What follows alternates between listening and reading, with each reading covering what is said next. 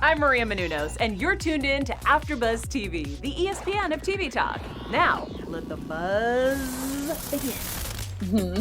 What is up, everybody? Welcome to the season 15, episode 6 after show for AGT. So excited to be with you guys, and joining me is Vegas performer himself, dancer, singer extraordinaire, Michael Jackson impersonator. Come on, Baynes. Yes. What's up, Rachel? I gotta admit, man, it's a pleasure being on the same platform as Rachel Swindler, man. You guys know who she is. Oh my gosh, stop it. I am TikTok famous now. I don't know if everyone knows that. But my name's Rachel Swindler, and I'm a TikTok. I'm just kidding. I'm not a TikTok. I didn't know that. I'm gonna have to check you out now. But I am a lover of everything AGT, American Idol, The Voice, any of these competition shows. That is my cup of tea. Also was on a reality show, so big fan of them. My name is Rachel Swindler, and I'm so excited to be back here with you guys talking about this very interesting and different episode.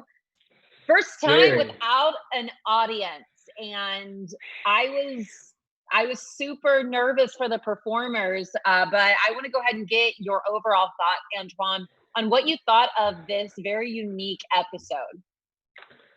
Man, it was challenging for some. I think probably would have had a better reaction, of course, if you had a live performance. But I think, honestly, with some other acts, including the spoken word performance, it actually played in the favor. So I kind of was on both sides, 50-50. Yeah, I was very impressed by every single contestant that went up there and owned the stage without there being an audience. You could have shocked me if those performers went up there. I couldn't believe that they were performing to that caliber without an audience in place. You couldn't even tell. And maybe it was even, I started to think, was it even more comfortable for them? What, did it put less pressure?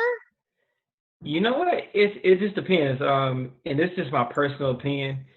And it's a difference between certain auditions you go to where the judges are looking at you with no expression.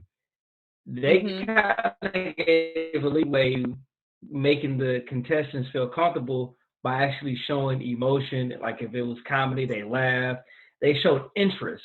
Where most auditions you go to, especially in Hollywood, they just sit and go straight face, and you don't know unless you really know you killed it if you did good or bad. But because the judges were their audience and actually participating, I think it made them feel more comfortable. Yeah, I 100% agree with you. And thanks for bringing that point up, because it is true when you go to auditions, you don't usually get a lot of feedback sometimes from the panel. They're usually very stone-faced, and it's very intimidating. I think that all of the judges, and I do love Sofia Vergara and Eric Stonestreet. I mean, we know them as funny comedians, very jovial. So if I was to perform in front of anybody, I would want to perform in front of them, because they do comedy, so they're used to just making people feel comfortable as well. Yeah. And I think they really wanted the contestants to feel comfortable because they knew how difficult this was going to be for them. And I think one of the acts that I want to go ahead and get into the first act, because just to lead the way into an act that could have went really bad had they not had the energy. This was an act that really kind of needed the energy of the room. And that was a cheerleading squad. That was the CA Wildcats from Plano, Texas. Coming up there, ranging from 13 years old to 30 years old.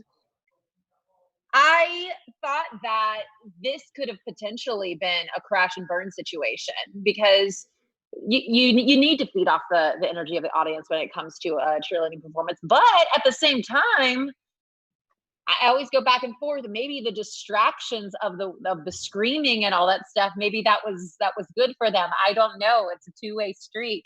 But I think they were definitely feeding off of each other's energies. I thought, being an ex-cheerleader myself, I thought that it was was really great. You know, Eric and Howie commented on the fact of, you know, you've shown cheerleading as a sport, and we've known that for years. I've known cheerleading as a sport for years. And sometimes it's actually harder than the sports people are actually playing. Well, they got 4 yeses. So I really enjoyed them. What did you think, Antoine? I mean, tomato, man. I mean, if the first act got to go through, the first act must go through it. I thought they was just all right. I don't know if they was a unanimous decision, but they did some pretty good stunts. They definitely were in sync, and they were good. So, should they have passed first round? Yes, definitely. Were there memorable moments? I can't say that they were. I think there were some memorable moments. I loved when there was like 3 of them that went up at one time and spread their legs like they did. I don't know what it's technically called, but they like hit their legs right at the same time, and it was like right above the AGT sign. And I was like, wow, that was cool. So, and I cannot tumble worth a flipping nothing. So I'm always impressed when people can tumble. So, and we haven't seen a cheerleading squad.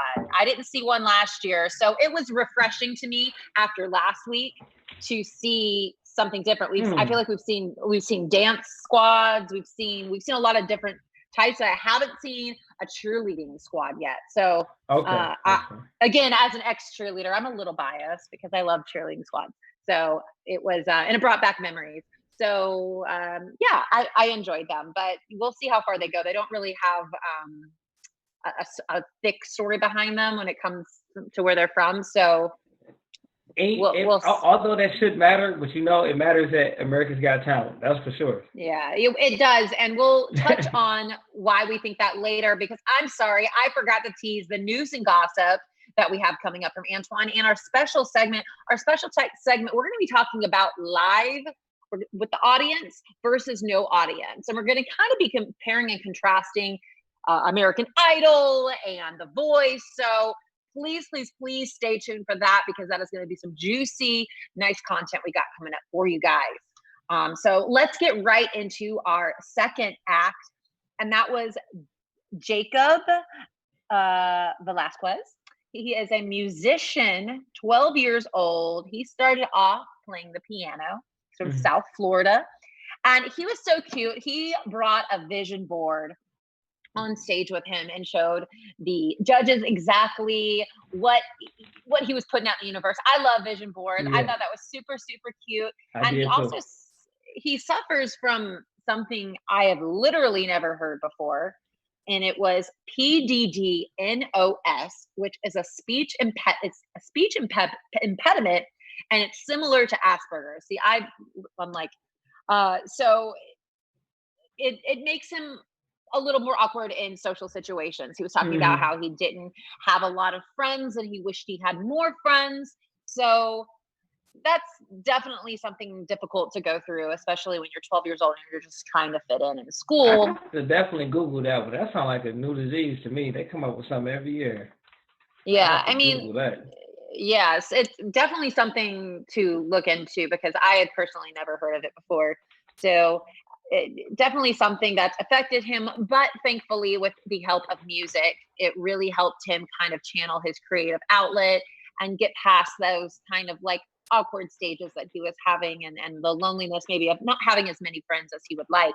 So channeling that energy, he performed an original piece on the piano, which I thought was gorgeous, and then transitioned over to the drums. So what did you think, Antoine? How did you like his performance? Did you like how he started off and with the piano and went to the drums, or did you want him to stick to one instrument maybe? How did you like it?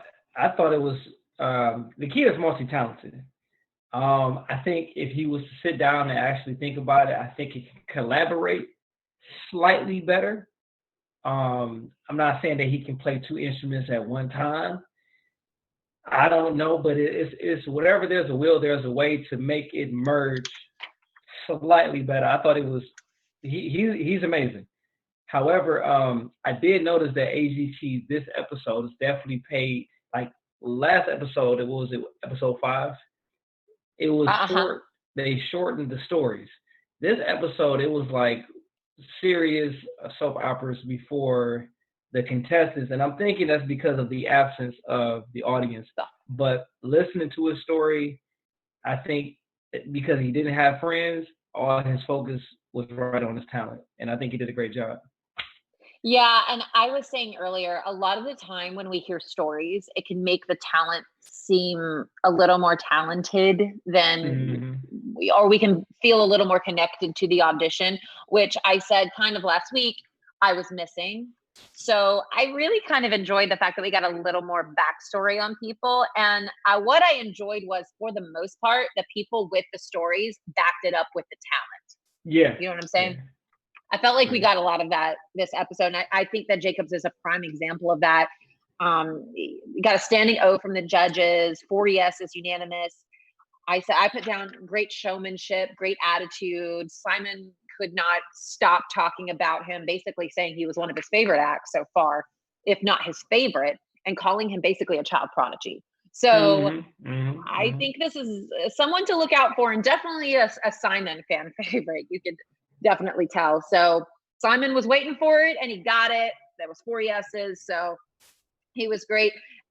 Going on to someone who I thought was great, I thought was amazing. That was Michael Yo, who is a 45-year-old stand-up comedian.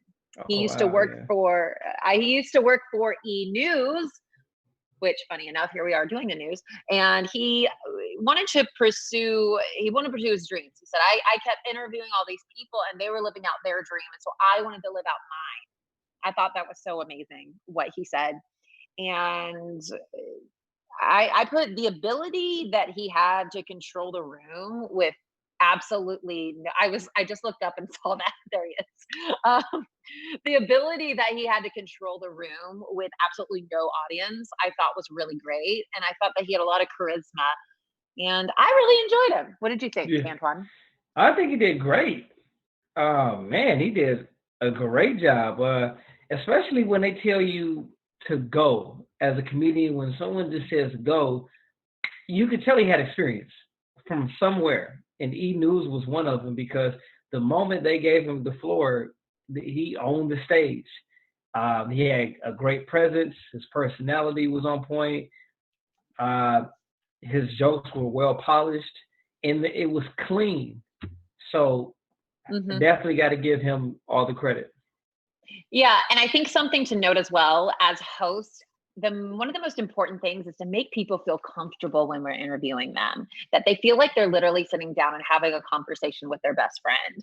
So the fact that he worked for such a big company for many, many, many years, I think shows to how relatable and likable he can really be. So I definitely think that doing what he did for a living for so long, worked in his favor, transitioning into being a comedian, which with a comedian, you just want to feel like you're shooting the shit with your best friend.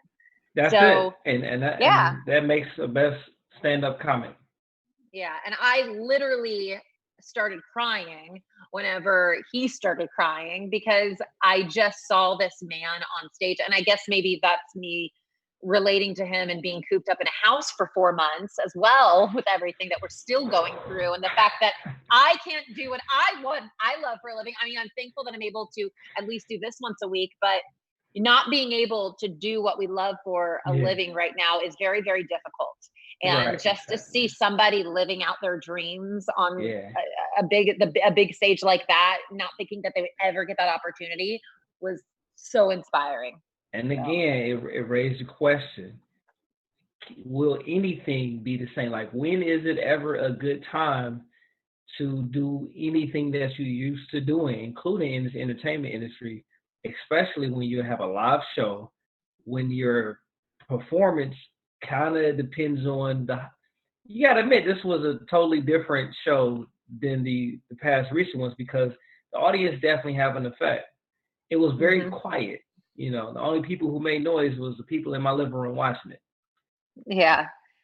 But yeah, I mean, it is a struggling time right now. I know that a lot of people from Vegas are being laid off because Cirque literally closed the Blue Man Group. They closed they didn't close O, they closed Love.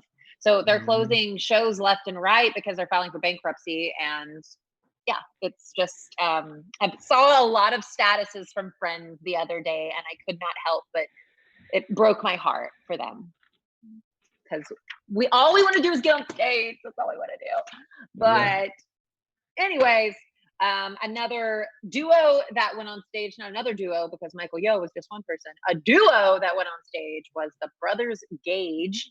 It's a harmonica duo, but they didn't just, I see you shake your head already, so I'll let you go first after I say they do more than just a harmonica, which they said they have multiple instruments that they do. So this is an act that could morph and could show us more of them. It's a harmonica duo named Brody and Alex. Sophia said, when you said harmonica, I was dreading it, but you changed my mind.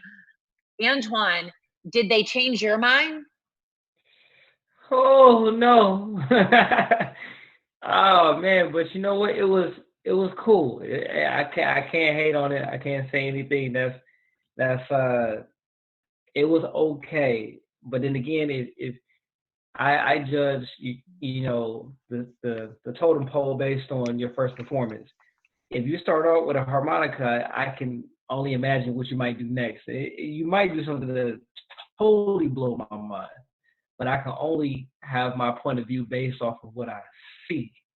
So I don't know. I mean, they're going to play twin saxophones, drums. I mean, yeah, I agree with Sophia because when they said harmonicas, I was like, okay, I'm not into that. I know it takes a lot of talent to do it, so I don't denote that, but I was with Sophia. I was like, what is this going to be? And then when they started doing it, I started going, wow, they have talent and they're making it cool. They are making it cool. They made it cool looking. And then the fact that they play so many other instruments, I was like, this act could go somewhere that I'm not expecting.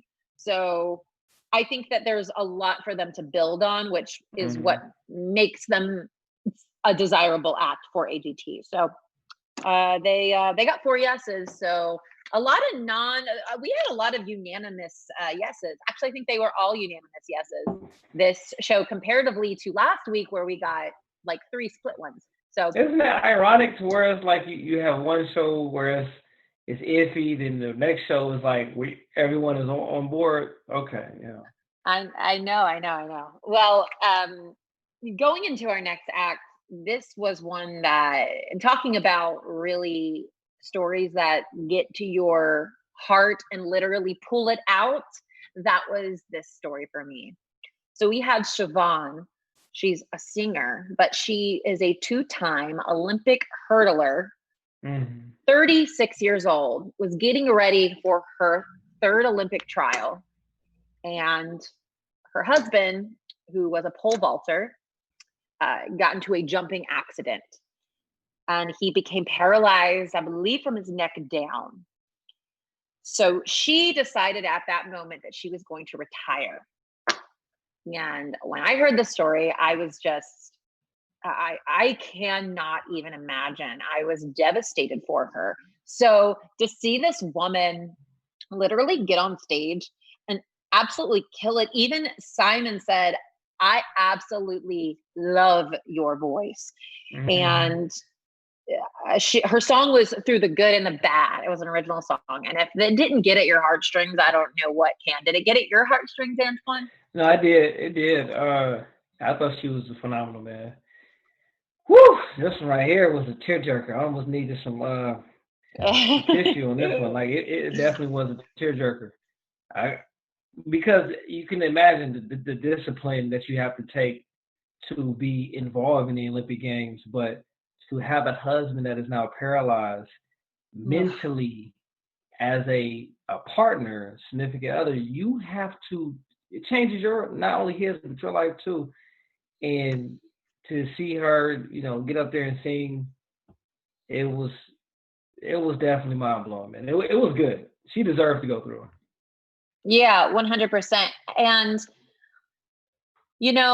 I don't know how long she's been a singer. That's the thing that I was trying to figure out, because she's probably been so focused on doing the Olympics and being, you know, in track and hurdling for her entire life.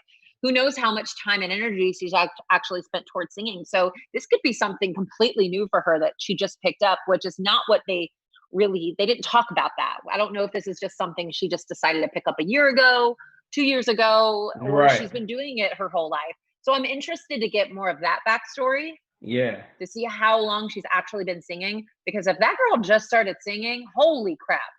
I mean. Yeah, you know what I mean? It might be a hidden talent she had this entire time, and when she retired, that's just front and center, front line. Yeah. Yeah. And I felt like Simon said it best. I believe this is what he said, or maybe this was me thinking this in my head, but the hard work and determination that you need, again, to go to the Olympics, basically saying, I can only imagine what you could accomplish here in this competition as a singer. If you can, you know, be as dedicated to your craft in the track field as, you know, as you're dedicated to your craft as a singer. So yeah, I'm excited. And then she dropped, she's pregnant at the end of her audition. So there was that as well. So that's good. Congratulations to her, man. Dropping bomb, and her attitude to everything in general. She just had this beautiful aura about her. And for somebody that's been through so much, props to you, Siobhan. You are an amazing, amazing woman. But let's get into somebody else that's amazing, and that's you, the audience. We want to thank you guys so much for joining us here for our after shows and for continuing to watch AfterBuzz TV through this very trying time that we're going through. We are constantly trying to give you the best content that we possibly can, and we want to thank you and say we love you. And if you are listening on iTunes, give us those 5 stars. If you're watching on YouTube, give us that thumbs up. You are the reason that we are the ESPN of TV talk, and without you, we are literally nothing. Literally. So nada. So just drop your comments below. Let us know what you think, and we'd love to hear from you guys. So speaking of, are you in the live chat, by the way? Yes, I am. Definitely in the live chat. We got anybody biting or talking? We don't have any communication as of yet, but if you come back and watch the show, 9 times out of 10, I am typically on the live chat. So definitely we will shout you out if you give a comment. If we're talking about a specific act that you find amusing or that you didn't like, drop a comment below. We will comment on it and we will insert your opinion with the conversation. So let's get that going. Mm-hmm. That's right. Well, let's get into our next act. And that was Elijah, who played the cello from San Diego. Basically, this is like a family band, 5 sisters, 4 brothers. Wow, this little kid was so cute. I'm always impressed. I'm always impressed by the youngins who can get on stage and do that, and especially in the situation that was. I don't know. I think if I was older, I'd be a little less nervous, but I think if I was younger, I'd be a little more nervous about being in front of the judges, because you're going to be a little more starstruck, I feel like, than the older crowd is going to be. So I definitely thought he was a little nervous, but he ended up pulling it through.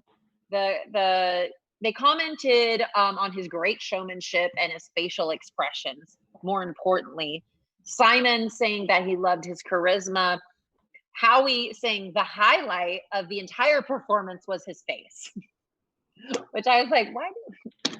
No, I mean, you got to give it to him. The whole time he doing, like, he making all types of faces, but he did a good job. But it's, you know, for me, it was like the cello. It's the cello. I just have to believe that it's the cello. Yeah, I would say, and again, he was so incredibly cute. I will say this was one of my least favorite performances of the night, just because I'm just not a big cello fan. And I think it was Simon that commented on the track and said that it was just a little too loud, or he didn't quite like the track, and he said his parents did it He was like, well, I think you're going to have to fire your parents, which I agreed with Simon on that aspect. So I think there's some cleaning up that needs to be done, but he definitely deserved to go through. He got 4 yeses, and I'm excited to see more of him. I don't know exactly how far he's going to go, but I think this is going to be a great jumping point for him. Anytime you're a young person going on a big stage like this, I mean, at 12, 11, 8 years old, your life changes forever, regardless. Like, your life changes forever. It does, man. And even if you don't make it on this trip, it prepares you for big audience and big perform. It prepares you for the big stage, and you cannot learn how to perform like that. That they don't teach you that. That's something that you have to experience, and this is an experience of a lifetime. Yeah, it really is. So even if AGT doesn't work out for Elijah, there's a lot more on the horizon. But some people that don't have a lot on the horizon are our next 2 acts. And I want to briefly talk about them just because there wasn't a lot of backstory and there's just not a lot to talk about with it. So I'm just going to briefly touch on them. We had Anthem and Aria, who were magicians and lovers, and they got the X's. And then any comment on them, Antoine? Get out of here! Hit the bricks. Yeah, it wasn't the best, but at least they're in love. I thought the guy could actually sing really well. The male, I thought he actually had a really good voice. I thought he had a really great voice. I was waiting for them to comment maybe on that, but they didn't. Next we had 2 guys sweeping and doing some acrobatic stuff in rainbow shorts. Comments? No, get it together or leave it alone, man. So I don't know. I thought that one maybe was a little placed for entertainment aspect. Oh, it gotta be, man. Yeah. Well, let's get back into the acts that did go through. And one of my favorite acts of the night, because I love country music, was Kennedy Dodds, who is 15 years old from Utah. This whole episode just had so many stories that got to me, and here's another one. I almost forgot about this one. I didn't forget about her. Okay. Now I'm looking at the story that she had. So basically, her whole family has this an eye disease. So her whole family has it, but her. So basically, it means you're losing your eyesight until you go legally blind. And wow. her little sister said, I want to see you perform on a big stage like AGT before I go legally blind. And she got that opportunity by watching her sister Kennedy perform on the AGT stage. So that was really, really, really difficult. She sang an original song called One Way Ticket to Tennessee. That was so good, I thought. Standing ovation from the judges, 4 yeses. I loved what Simon said about her having great style and being very authentic. Her voice was very authentic, in my opinion. It's one of those voices that you hear and you go, I haven't heard that type of voice before. So I really enjoyed her. What do you think, Antoine? I loved her too. I actually had dabbled in a few country singers just to kind of versify my catalog. Like Jason Aldean, I really, really like him for some reason. I don't know, but yeah, no, he's great. Oh yeah, okay, good. So when I heard her, and of course you got Dolly Parton's. I actually was performing with a Dolly Parton back in Vegas, and that one right there, she is really good. So I'm actually becoming a country music fan watching AGT. Yeah, I mean, one of my favorite country artists is Casey Musgraves, and she has one of the most unique voices, I think, out on the country scene right now. So I love hearing a good country twang, something authentic. And somebody, Lacey K. Booth from American Idol, probably don't know who she is, but y'all look her up because she's got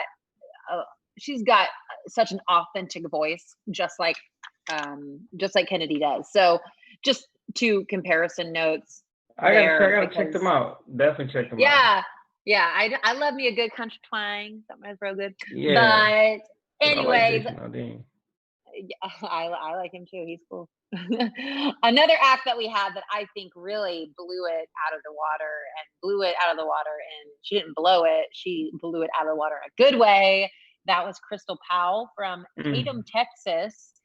She moved to Los Angeles. Her mom said, you need to get out of here. You need to move to Los Angeles. 46 years old. Again, I love it that we had Michael and Crystal on the show. 45, 46-year-old comedians. That just shows you right there, age, you got no limit on the ADT stage. No, it doesn't. So It doesn't. Simon basically was in love with her, said, I love you. You're naturally funny, which I would agree. I thought she was literally naturally funny when she walked out. What did you think? To be honest, I felt like I can hear, I don't know if it's because I'm around it a lot, but I can hear something in your throat. I thought she was nervous the whole time, which is perfectly fine because she still did good. I can only imagine that if she honed it, she can do so much better when she takes fully control, because I felt like some of her jokes were rushed. Like she was talking so fast and doing, and that could have been a part of her act, but if she was to take her time because she owned the joke material, I could tell that she was just trying to get through it. And it could be because of the time. You want to fit a lot of things in at the punchline during the time, but you still gotta, it was just, I thought she was trying a little too hard at some point. That was it. That was it. I'll agree with you on that. I thought I got confused a little bit because at the end, for me, I was confused around the beginning of it because she was acting like a character. I got confused at the beginning. Yeah. And then at the end when she was behind the chair, and then I was like, oh, she's the friend. She's acting as the friend who's watching the husband or the boyfriend, which was so then it clicked to me, and then I said, oh, okay, that's funny. And so that was that. But I do agree with you. I think some of it was a little rushed. I think she was probably nervous, but I still thought that overall she was great. Yeah, so. She did great, and that's the thing about it. To still do good and to have that type of performance, I can only imagine, your next performance when you're used to that stage and you actually get really comfortable. Yeah. A lot to look forward with her. So I think she might be somebody that thrives off of an audience maybe. So that probably, I think comedians in general thrive off audiences. I mean, they do. So I think that was definitely probably the hardest. I get connected in front of you. Yeah. Next we have Wesley Williams, second to last act that we have, who did a unicycle routine. He was on Britain's Got Talent, and he just did this act terrified the crap out of me yet again. It was one of those acts. I always agree with Sophia. I feel like I'm Sophia when she's watching these scary acts, because she literally turned away at one point, and it was terrifying. We had some juggling swords. Eric had left at this point, so unanimous 3 yeses. And then Simon commented at the end of it that he was very nervous. It seemed like they weren't incredibly impressed by him. Were you impressed by him? You know what? I think he had Simon's expectations was high, because you could tell that he was, giving him credit as he was making this introduction. But as the performance carried on, Simon kind of was more reserved and was like, well, I almost expected it to be better. So I related more to Simon on this one, because first off, I think that this was something that the audience really needed to be around. And it was just unicycling.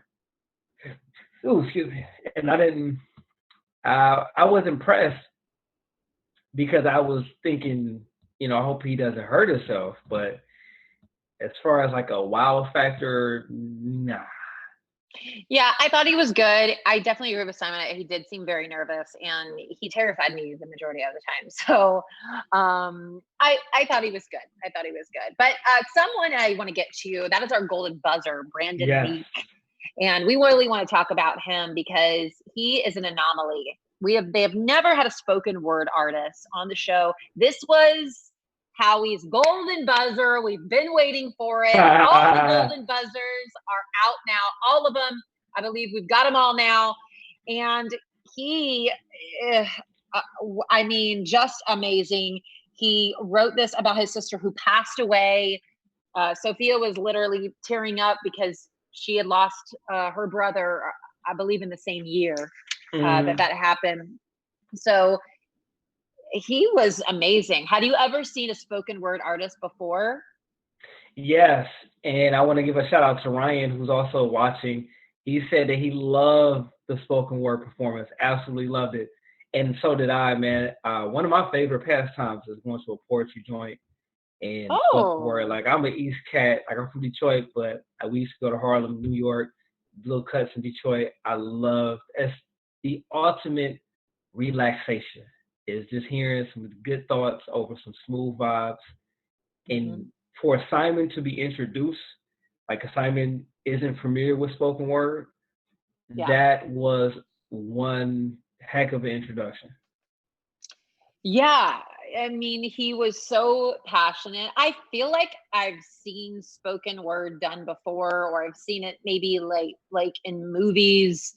I'm trying to think of I didn't just watch it, but never mind. I can't remember the name of the movie, but I've seen it before, but I've never seen it like this, where it was on a big stage like AGT and with a competition show that we're normally used to seeing magicians win and acrobats win and ventriloquists win and, you know, the daredevil stunts win. It was nice to see this type of act get this recognition. Yeah, and this is honestly one of the performances that I was alluding to when I was stating that it actually having no audience worked for him.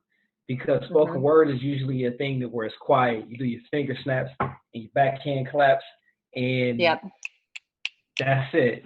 And when you bow, that's it. So I think having an empty room allowed him to hone in on his emotions, because it's not just something you're talking about. Poetry and spoken word, it comes from within. And man, he did a great job. Yeah, shout out to Brandon Leake. He's pretty amazing, and I have a feeling he's going to go really far in this competition, especially if we still have no audience going forward, which segues into our special segment, which is, what is the future of AGT right now? We have got COVID cases climbing through the roof right now. A lot of people hitting highs. California reported today that they're actually closing down. It was about 17 counties. Los Angeles is shutting down many counties with restaurants and bars for 3 more weeks now. So it's still running. It's still running rampant. So we're probably not going to be getting a live audience for these live shows. Entertainment is,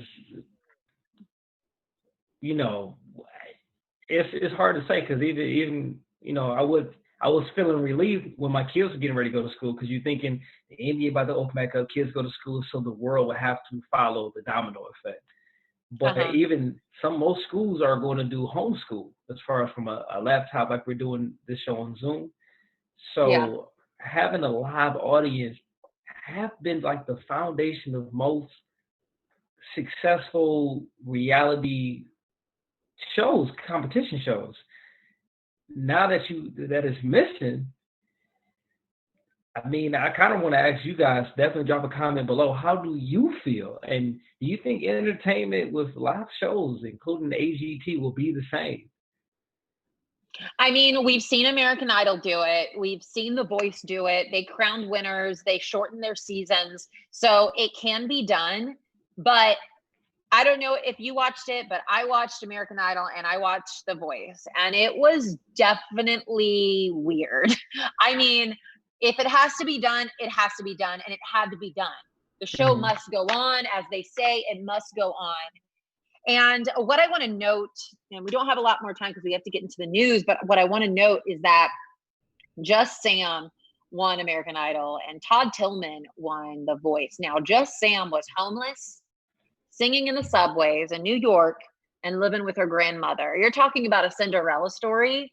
Mhm. This one was a Cinderella story, and she was so likable and so sweet that you could not help but love her. And she was also very talented.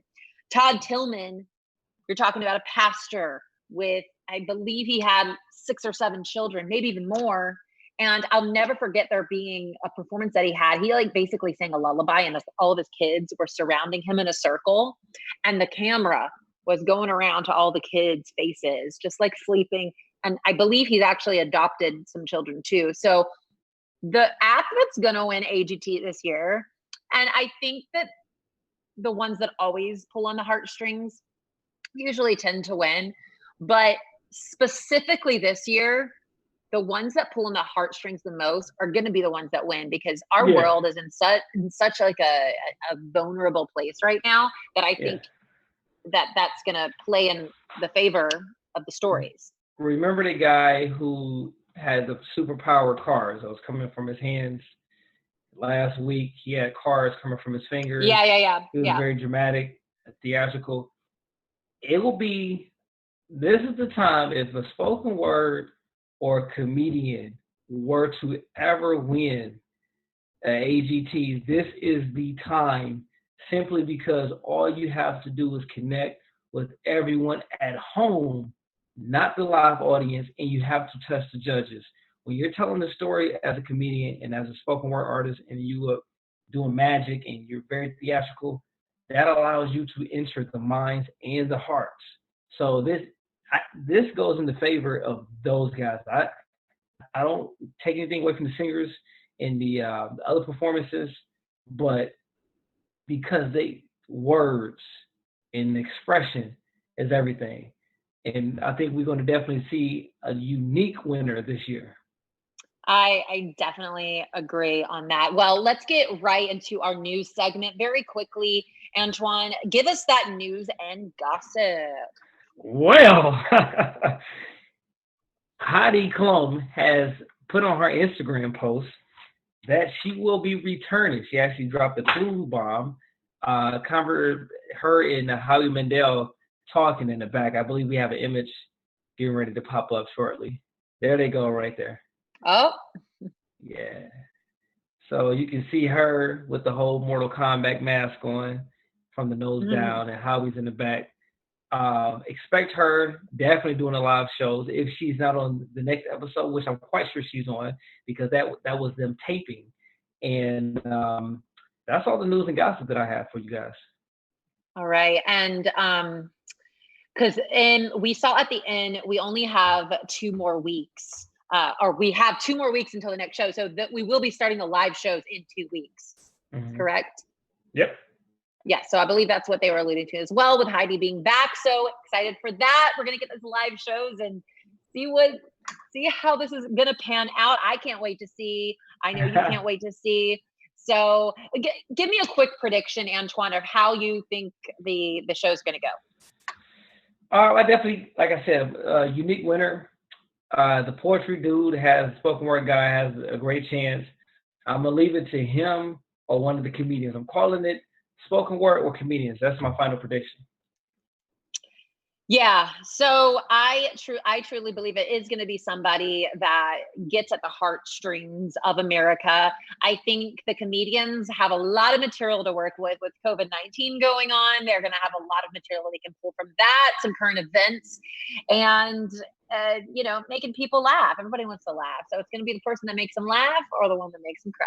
So we'll see who it's going to be. Until then, Antoine, let everybody know where they can find you on social media. Instagram, Simply Different 87. Just follow and I'll follow back. And you can find me on Instagram at Rachel Swindler, or you can find me on Twitter at Rachel Swin, or you can find me on TikTok at Rachel Swindler 8. I am almost up to 60K followers on TikTok, so maybe you want to jump on the train. I will though. I don't have enough but 100 because I just get on there every now and then. But I'm gonna follow you just to see what you up to. All right, guys. Well, we'll see you in 2 weeks. Until then, see you later. Bye. Our founder, Keven Undergaro, and me, Maria Menounos, would like to thank you for tuning in to AfterBuzz TV. Remember, we're not just the first, we're the biggest in the world, and we're the only destination for all your favorite TV shows. Whatever you crave, we've got it. So go to AfterBuzzTV.com and check out our lineup.